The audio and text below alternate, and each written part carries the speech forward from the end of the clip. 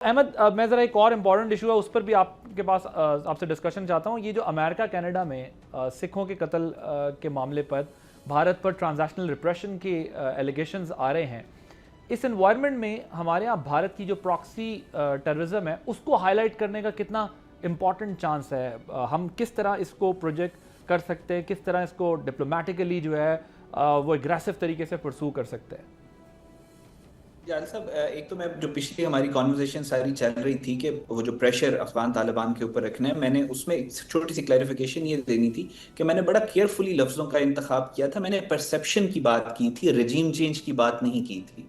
वो कोई भी रजीम यहाँ पे आए, कोई भी हुकूमत आए, उस पर प्रेशर होना चाहिए और परसेप्शन ऑफ प्रेशर होनी चाहिए। चेंज की मैं बात नहीं कर रहा। उसी से ये सही रहते हैं अफगानिस्तान की जो गवर्नमेंट्स होती हैं। कोई भी गवर्नमेंट आ जाए, चाहे इस्लामिस्ट आ जाए, चाहे कोई और आ जाए, जो वो इसी तरीके से पाकिस्तान के साथ उनका ताल्लुक ठीक रह सकता है कि उन पर प्रेशर है। दूसरी जो बात आपने कही है कि कनाडा के अंदर देखें, वो जो हरदीप सिंह निज्जर का मर्डर है, वो 5 साल से उस केस के ऊपर यूएस लगा हुआ था और मल्टीपल कंट्रीज जो हैं वहां से दहशतगर्दों को पकड़ा गया।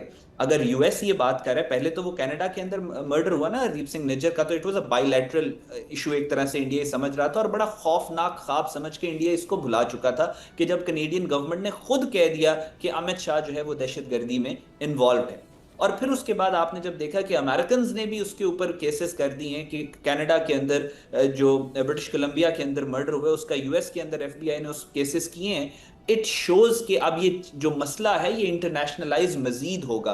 अमेरिका के बाद और भी बहुत सारे ममालिक हैं। यूके के अंदर अवतार सिंह खांडा के ऊपर पॉइजनिंग हुई है। ऑस्ट्रेलिया के अंदर सिखों के ऊपर हमले हुए हैं। यूरोप के कई ममालिक के अंदर सिखों पे हमले हुए। अब आप आहिस्ता आहिस्ता एक चेन देखेंगे कि बहुत सारी दुनिया के जो ममालिक हैं वो ये बात करेंगे भारत की दहशतगर्दी से। हमारा इसमें जो आपने भी अभी शुरू में, हम भी बात करते हैं कि पाकिस्तान को सियासी तौर पे, इकोनॉमिक, सोशल जो डोमेन के अंदर पाकिस्तान को अपने आप को बेहतर करने की जरूरत है। हम एक चीज भूल जाते हैं जिसमें मैं बार बार एम्फेसाइज कर रहा हूं कि पाकिस्तान के अंदर जितनी भी दहशतगर्दी हो रही है और ये भारत वाले मामले के अंदर भी, फॉरेन ऑफिस का इसमें बहुत ज्यादा इंपॉर्टेंट रोल है। फॉरेन पॉलिसी की बात नहीं कर रहा, एडमिनिस्ट्रेटिव लेवल के ऊपर मैं फॉरेन ऑफिस की बात कह रहा हूं कि इस चीज को उजागर करना, पूरी दुनिया के सामने लेके आना, एक कंटिन्यूअस कैंपेन बिल्ड करना, बहुत सारी चीजें हो सकती हैं। मिसाल के तौर पे ये जो दहशतगर्दी हुई है इस पे यूएन के अंदर हम डिबेट्स की उसके ऊपर जा सकते हैं। इसकी बहुत सारी यूएन की कमेटीज होती हैं। मिसाल के तौर पे इनकी एंटी कॉलोनाइजेशन की जो कमेटी, उसके अंदर हम इस बात को उठा सकते हैं कि जो इंडिया के अंदर प्रॉब्लम सारी चल रही हैं, बहुत जगहों के ऊपर पूरी दुनिया के अंदर हम सिंपोजियम्स करवा सकते हैं, हम टॉक्स करवा सकते हैं। इंडिया के अंदर जो ह्यूमन राइट वायलेंस, जो ह्यूमन राइट डिस्टर्बेंसेस सारी चल रही हैं, दहशतगर्दी का मामला एक बहुत बड़ा ओपन एंड शट केस है भारत के लिए। मैं आई हमारे एग्री विद पास यू। अभी आप हमने इंडस वाटर ट्रीटी पे एक कॉन्फ्रेंस सेमिनार करवाया, हालांकि वो तो और पर्पस था, लेकिन उसको इंटरनेशनल हेडलाइंस मिली हैं। पाकिस्तान में बैठ के आपने इतना एनवायरनमेंट क्रिएट कर दिया था। Definitely when you will go to UN तो things will be entirely different. जी बिल्कुल। हम देखिए, छोटी छोटी चीजों से ही आप एक पूरी कैंपेन बिल्ड करते हैं ना। आप उसी तरह जिस तरह इंडस वाटर ट्रीटी के ऊपर एक कॉन्फ्रेंस हुई, आप टेररिज्म के ऊपर भी करवा लें।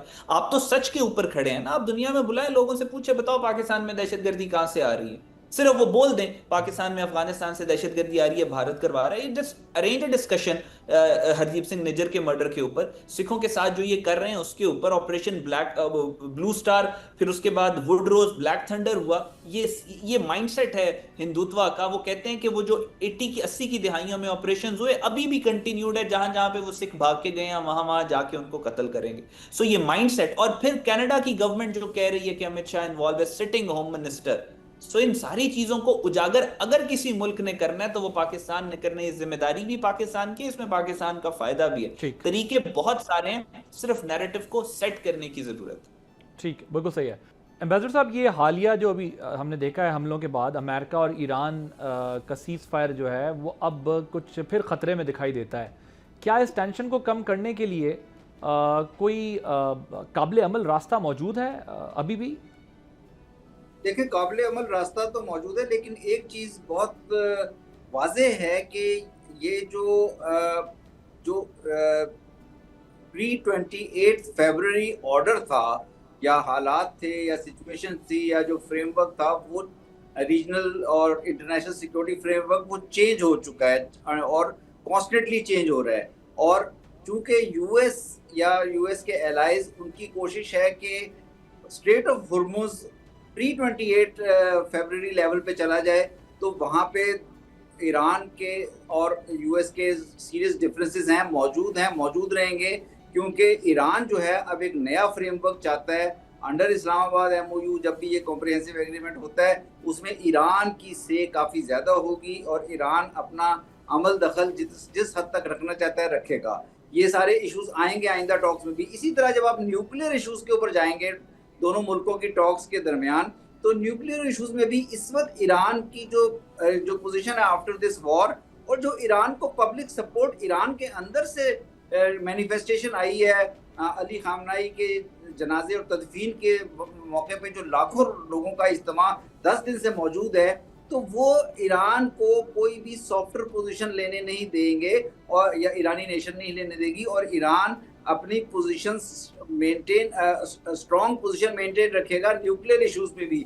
इसी तरह जो गल्फ के अंदर सिक्योरिटी सेटअप है या यूएस की जो बेसिस या यूएस की जो अम्ब्रेला थी सिक्योरिटी की, उसको जो धचका लगा है वो काफ़ी सीरियस धचका है, और उसकी वजह से जो रीजनल सिक्योरिटी डायनामिक्स हैं वो चेंज हो रही हैं। तो ये हम देखेंगे कि ये जो इस्लामाबाद मेमोरेंडम ऑफ अंडरस्टैंडिंग मनसूख तो नहीं हुआ है, ये भी थोड़ी बहुत बैक एंड फोर्थ के बाद दोबारा कहीं ना कहीं नया राउंड हो जाएगा, और ये राउंड्स चलते रहेंगे और शायद 60 दिन को भी पीरियड को भी एक्सटेंड करना पड़ जाए।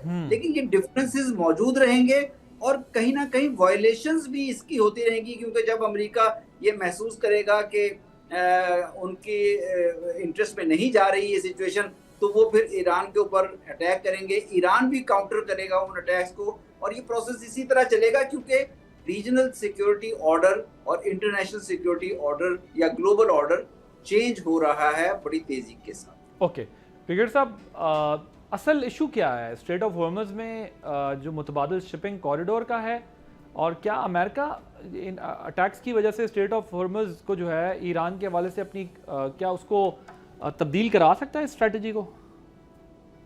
इसमें थोड़ा मेरा एक डिफरेंट व्यू है, अगर मैं आप टाइम दे, ये भी चीज जो स्ट्रक्चर होता है ना हर एक चीज का, वी हैव 2 मिनट्स, आप कंप्लीट बात करें अनइंटरप्टेड। अभी आप अगर आप स्ट्रक्चर देखें, ये कोई बायलैटरल लड़ाई तो है नहीं। एक तो जो पहली ट्रायंगल है इजराइल, ईरान और ट्रंप को आप ले लें, तो ये वैसे ही अनस्टेबल है तीनों, स्पेशली IRGC की लीडरशिप जो है, तो बेसिकली डीलिंग विद ट्रायंगल जिसके तीनों कोने अनस्टेबल है और अनप्रेडिक्टेबल है। ट्रंप का पता नहीं है अभी आई थिंक इसके अंदर रीजन पूरा इन्वॉल्व है, और समहाउ कहीं ना कहीं आप देखेंगे कि वो इम्पैक्ट करता है। मेरे ख्याल में 12 से 14 ममालिक इन्वॉल्व हैं और एंटिटीज हैं। अभी GCC आ गया, फिर US इजराइल है, ईरान इराक है, हूतीज हैं, हिजबुल्लाह है, और even I would say Hamas किसी हद तक जो फलस्तीनी है। तो ये ऐसा नहीं है कि बिटवीन अगर ईरान उसके दरमियान रिजॉल्व होती हैं सारी चीजें तो कहीं और ऐसे प्रेशर डेवलप नहीं हो। सो ये I think it's a very very complicated situation. That's why जो पाकिस्तान ने हाथ डाला, I think this was a huge challenge, और इनको टेबल पे बिठाना ही बहुत बड़ी बात थी। तो आई एग्री विद मैशर साहब की, तो स्टेबिलिटी चलती रहेगी, लेकिन अल्टीमेटली अगर आप समझते हैं जी कि जिस अभी आप देखें कि ट्रिगर किसने किया है, अच्छा खासा चल रहा था, 3 शिप्स थे, एक सऊदीया का, आई थिंक कतर और सिंगापुर का, और IRGC ने उनको कर दिया टारगेट। सो इमेजिन के देखो इसमें एक तरफ जो है आखिरी रसूमात चल रही, वैसे ही थोड़ा सा ख्याल होना चाहिए। तो it could be triggered from any side, so that's where I think it becomes very very complicated. और फिर अमेरिका ने 2 दिन से बॉम्बार्डमेंट कर दी, ऐसे लगता है कि हर चीज खत्म होगी, पर ultimately they have to go to a solution, it will take a while, उम्मीद की जा सकती है। तो ये साइड बाय साइड चलती रहेंगी दोनों चीजें। जी। सब्सक्राइब करें और बेल दबाएं ताकि कोई खबर रह न जाए।